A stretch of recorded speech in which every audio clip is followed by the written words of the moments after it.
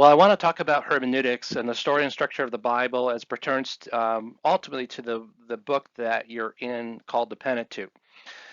It's important for us to know that hermeneutics is simply the art and science of interpretation.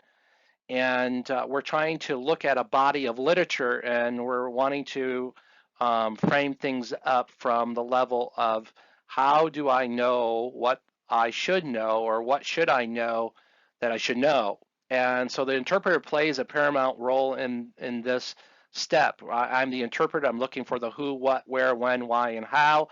And then ultimately, I need to present this biblical text as a teacher. So I have a teaching moment where I'm going to present this body of literature to a group. And that's the goal for the class, that you're going to pick an audience and you're going to find a theological topic that finds its way in a particular section of the scripture, and you're going to work your way through that theme all the way to the new. And so we want to give thought to the ancient text, its contemporary framework, and how it's applied. We want to use principalization methods, turn things into principles so that my audience can apply directly in their lives. Well, the meaning of the message, when we talk about the Old Testament and New, that when we're trying to discern and interpret a text, is where is it written? Is it old or is it new? That's as simple as that, but it's complex too, because the Old Testament has history, New Testament has history, has culture, it has time, it has distance, it has language. Old Testament has Hebrew and Aramaic, and New Testament also has Aramaic and primarily written in Greek. And why was it written? To whom was it written? So we have an audience, a direct place and time, and all this comes into play. If we don't think culture plays an important role in geography, land in the Old Testament, or where people are living, then we're missing some special features in our teaching moment as we present the biblical text. What ultimately is the goal of hermeneutics at this point for this course? Well, the Bible has something to say in our lives. It has a message. It has a place. It fits within the biblical trajectory, and the Bible tells us how we should apply, what we should apply, and then ultimately it gives us discernment to know and understand God's will and His promises, His commands, as we instruct others and as we instruct ourselves in following His ways. Well, I thought this to be helpful when we think about the biblical text, when we talk about the entirety of biblical text, where it's found, how we should interpret it. We also ultimately have the author's writings, the entire book, the target text, and then the cultural and historical and geographical. So there's that external and of course the internal that will be worked out in your project and as it relates to moving forward in the weeks to come. Now, what's the overview of the Bible? Well, God has a history in mind, and it's a unified plan of history. It's the story of redemption. It's a story of God purchasing a people back for His own, and ultimately announcing the coming of Jesus Christ in the Old Testament through the prophets. And right at the beginning of Genesis chapter 3, verse 15, we have the announcement of the gospel through Jesus, a child that will be a seed that will emerge, and so that helps us to see the story of redemption, the unified message.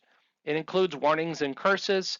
It includes generation, meaning a family is in mind at this point in time, especially in the Pentateuch, the story of the nation being developed from infancy to full manhood would be another way of looking at it. And then there are shadows and types and prefigures. We see rams, bulls, sacrifices being offered as a shadow of the coming of Jesus Christ and fulfilling the redemption of the Father and making all things new. And then lastly, as we think about the Pentateuch, it's narrative based, so we treat it as a story. So it has an introduction, it has a rising action, it has a climax, it has a falling action, it has a conclusion.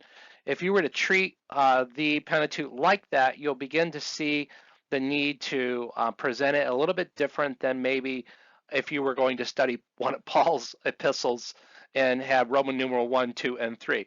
Now, we always want to do good outlining, and there's creative ways of teaching. I'm not talking about that, but be careful not to treat a story a little bit different than maybe a epistolarian literature that you were going to present to your audience. Well, the English Bible presents 5 books for the one book presented for the Jewish Old Testament. And we give authorship to Moses. We have 2 direct passages that give Moses the authorship for this section in our English Bible and also the Jewish Bible as well.